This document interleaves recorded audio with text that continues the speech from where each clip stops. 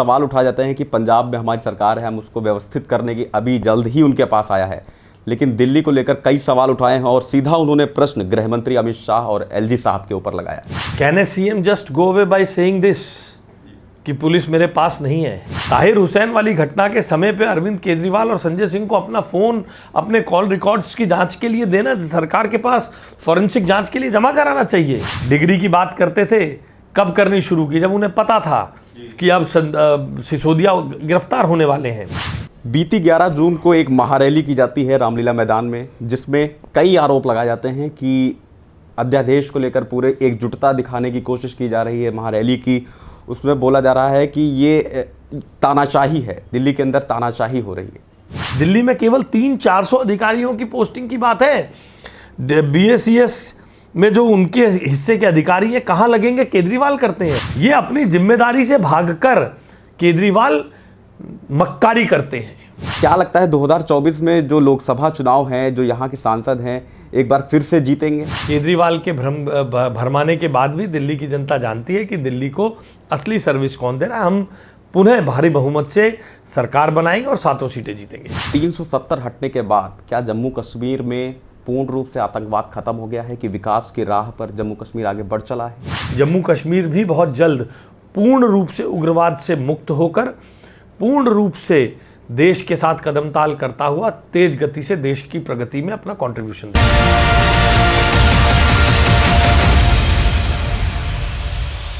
दिल्ली के मुख्यमंत्री ने अभी एक एलजी साहब को पत्र लिखा है लॉ एंड ऑर्डर को लेकर। जिस तरीके से 24 घंटे के अंदर 4 मर्डर हो जाते हैं, उसके बाद सवाल उठाए जाते हैं कि पंजाब में हमारी सरकार है, हम उसको व्यवस्थित करने की अभी जल्द ही उनके पास आया है, लेकिन दिल्ली को लेकर कई सवाल उठाए हैं और सीधा उन्होंने प्रश्न गृह मंत्री अमित शाह और एलजी साहब के ऊपर लगाया। Can a CM just go away by saying this कि पुलिस मेरे पास नहीं है? क्या यूं ही कट लेगी शीला? ओहो सॉरी, अरविंद केजरीवाल के वर्ड हैं ये जो कहा करता था, मैं तो भूल गया। मैं अरविंद केजरीवाल से यही सवाल पूछना चाहता हूँ। 25-25 मार्शल वगैरह वगैरह की बातें होती थी। मैं केवल इतना कहना चाहता हूँ, कानून व्यवस्था यहाँ जरूर नेशनल कैपिटल होने के नाते दिल्ली पुलिस के पास है। पुलिस मॉडर्नाइजेशन और बाकी सब विषयों पर भी बड़ा अच्छा काम देश भर में हो रहा है। मगर जब आम आदमी पार्टी के नेता लगातार अपराधियों का संरक्षण और देते हुए और अपराधों में लिप्त पाएंगे, जब जिनके जिम्मे समाज को सुधारने का काम है, जिनके जिम्मे कानून व्यवस्था को बराबर रखने का काम है, वही अब मैं तो बार बार कहता रहा हूँ इसको, पिछले इतिहास में भी मैंने कहा है। ताहिर हुसैन वाली घटना के समय पे अरविंद केजरीवाल और संजय सिंह को अपना फ़ोन अपने कॉल रिकॉर्ड्स की जांच के लिए देना, सरकार के पास फॉरेंसिक जांच के लिए जमा कराना चाहिए। किस किस से छत पे खड़ा होकर ताहिर हुसैन बात कर रहा था, मगर उन्हें केवल अपनी राजनीति करने के लिए एक विक्टिम कार्ड खेलना होता है, क्योंकि उन्हें मालूम है देर सवेर जिन्होंने भ्रष्टाचार किया वो गिरफ्तार होंगे। तो ये कहना कि हमने सवाल उठाए, आप देख लीजिए। डिग्री की बात करते थे, कब करनी शुरू की? जब उन्हें पता था कि अब सिसोदिया गिरफ्तार होने वाले हैं। उसके बाद अब डिग्री के लिए जब गुजरात हाईकोर्ट बुला रही है तो बार बार क्यों सामने प्रस्तुत नहीं हो रहे हैं? जब गुजरात हाईकोर्ट में मुकदमा चल रहा है तो ये विक्टिम कार्ड है। कानून व्यवस्था को और सुदृढ़ करने का काम है, मगर राज्य सरकार के विधायक जो लाखों रुपए की तनख्वाह लेते हैं, और यहाँ मैं चुनौती देता हूँ ना, सिवाय अपनी राजनीति के लिए गाली देने के, स्पेशल सेशन बुलाने के लिए, कौन से लॉ एंड ऑर्डर में सुधार के लिए, कौन सी डिलिब्रेशन करके सरकार को कोई सुझाव देने के लिए, कहाँ कैसे बेहतर किया जा सकता है, इसके लिए कहाँ दिल्ली की सरकार ने काम किया है? क्या दिल्ली की सरकार की इसमें कोई जिम्मेदारी नहीं है? दिल्ली की सरकार इसमें राजनीति कर रही है। बीती 11 जून को एक महारैली की जाती है रामलीला मैदान में, जिसमें कई आरोप लगाए जाते हैं कि अध्यादेश को लेकर पूरे एकजुटता दिखाने की कोशिश की जा रही है महारैली की। उसमें बोला जा रहा है कि ये तानाशाही है, दिल्ली के अंदर तानाशाही हो रही है। देखिए, हमारे जो संविधान को बनाने वाले फाउंडिंग फादर्स हैं, उन्होंने स्वयं डॉक्टर भीमराव अंबेडकर जी की उपस्थिति में दिल्ली पूर्ण राज्य नहीं हो सकती। दिल्ली नेशनल कैपिटल रहेगी और पूर्ण राज्य नहीं होगी।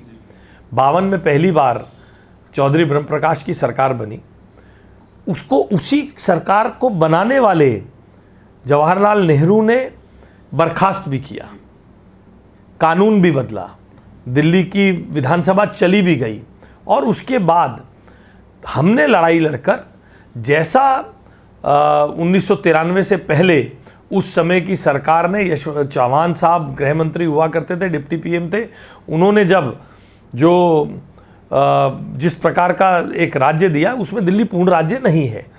आप मुझे एक बात का जवाब बताइए, आईएएस की भर्ती कौन करता है? मैं आपसे सवाल पूछ रहा हूँ, आईएएस की भर्ती कौन करता है? सिविल सर्विसेज की भर्ती केंद्र सरकार करती है। तो केंद्र सरकार के अधिकारियों की नियुक्ति, पोस्टिंग का अधिकार कैसे उनके पास हो सकता है? दिल्ली में पीडब्ल्यूडी का जेई कहाँ लगेगा, पीडब्ल्यूडी का अफसर कहाँ लगेगा? वो तो केजरीवाल कर रहे हैं। दिल्ली में केवल 300-400 अधिकारियों की पोस्टिंग की बात है। बीएसईएस में जो उनके हिस्से के अधिकारी हैं कहाँ लगेंगे? केजरीवाल करते हैं। जल बोर्ड में कौन सा अधिकारी कहाँ लगेगा? उसमें एलजी के पास कोई फाइल नहीं जाती है। ये अपनी जिम्मेदारी से भागकर केजरीवाल मक्कारी करते हैं। मैं दिल्ली की सड़कों पर जब जाता हूँ, मैं दिल्ली सारे क्षेत्रों में जाता हूँ, जैसे कहीं भी जाता हूँ, तो लोग पानी की अहम समस्या लोग बताते हैं। क्या केजरीवाल सरकार में ये नाकामियां जिस तरीके से हो रही हैं, क्या इस बार बदलाव होगा? 2024 में जिस तरीके से अभी एमटीडी चुनाव में देख लीजिए, 20 सालों से बीजेपी विराजमान थी, लेकिन नहीं, फिर से इस बार वो हुआ। लेकिन क्या लगता है 2024 में जो लोकसभा चुनाव हैं, जो यहाँ के सांसद हैं, एक बार फिर से जीतेंगे? नरेंद्र मोदी जी के शासनकाल में भरपूर काम हुए हैं। दिल्ली में, दिल्ली की जनता के लिए, चाहे आज 13,000 बेड हैं दिल्ली में, 23,000 बेड में से 13,000 के लगभग बेड केंद्र सरकार के द्वारा अगर वो ना हो तो क्या होगा? कलावती सरन हॉस्पिटल के लिए, आरएमएल हॉस्पिटल के लिए अरबों रुपए सरकार देती है, मेट्रो के लिए देती है, और बड़े पश्चिमी दिल्ली का ये एक बहुत बड़ा जो एक सोरिंग पॉइंट था, जिसे धौला कुआं की लाल बत्ती पे घंटों का जाम होता था, इसको दूर करने का काम, टनल बनाने का काम जो वसंत कुंज से गुरुग्राम जाएगा, इको पार्क वगैरह वगैरह, ये जितने पार्क हैं, इन सब को हमारे सांसदों के प्रयासों से नरेंद्र मोदी जी की सरकार ने किया है। बार बार केजरीवाल के भरमाने के बाद भी दिल्ली की जनता जानती है कि दिल्ली को असली सर्विस कौन दे रहा है। हम पुनः भारी बहुमत से सरकार बनाएंगे और 7 सीटें जीतेंगे। जम्मू कश्मीर के सहप्रभारी हैं, इसीलिए मैं एक प्रश्न आपसे ये भी करूंगा कि 370 हटने के बाद क्या जम्मू कश्मीर में पूर्ण रूप से आतंकवाद खत्म हो गया है कि विकास की राह पर जम्मू कश्मीर आगे बढ़ चला है? देखिए, विकास की राह पर जम्मू कश्मीर बढ़ ही रहा है। पहले 2014 तक जम्मू कश्मीर में इंदिरा आवास योजना जब देश में चला करती थी तो केवल 2520 मकान बने थे। अब 1,32,520 मकान बने हैं जो हम सरकार हैंड ओवर कर चुके हैं। 10,680 करोड़ रुपए लगाकर 17,000 किलोमीटर के करीब सड़कें सरकार ने वहाँ बनाई हैं। टनल बन रहे हैं, रेलवे लाइन बनी है। रेलवे लाइन अभी उधमपुर से श्रीनगर भी वंदे भारत चलेगी। तो ये डेवलपमेंट के काम तो हो ही रहे हैं। इस डेवलपमेंट की परेशानी से कुछ लोग टारगेटेड किलिंग करके ओवरग्राउंड सपोर्ट जो सरकार को देते हैं, उस सारे के कारण ओवरग्राउंड सपोर्ट जो उग्रवादियों को देते हैं, उन सब के कारण थोड़ी असुविधा है। सरकार गंभीर है। जो उग्रवादी सिर उठाता है उसको एलिमिनेट किया जा रहा है। यही नहीं, विदेशों में भी एलिमिनेशन हो रहा है उग्रवादियों का।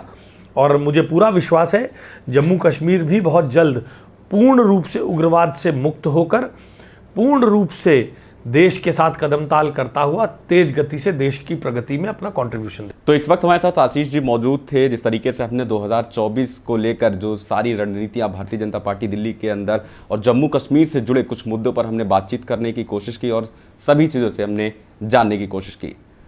वीडियो जर्नलिस्ट जतिन के साथ मैं रमन दीक्षित, नेशन लाइव।